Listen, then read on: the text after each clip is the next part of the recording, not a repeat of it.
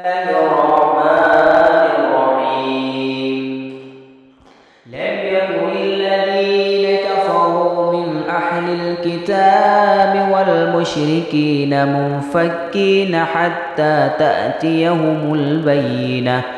رسول من الله يتلو صحفا مطهرة فيها كتب قيمة. ما تفرق الذين أوتوا الكتاب إلا من بعد ما جاءتهم البينة وما أمروا إلا ليعبدوا الله مخلصين له الدين حنفاء ويقيموا الصلاة ويؤتوا الزكاة وذلك دين القيمة.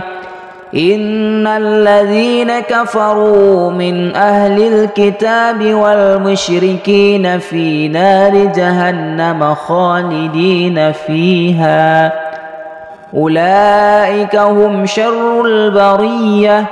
إن الذين كفروا وعملوا الصالحات أولئك هم خير البرية. جزاؤهم عند ربهم جنات عدن تجري من تحتها الأنهار خالدين فيها أبدا رضي الله عنهم ورضوا عنه ذلك لمن خشي ربه.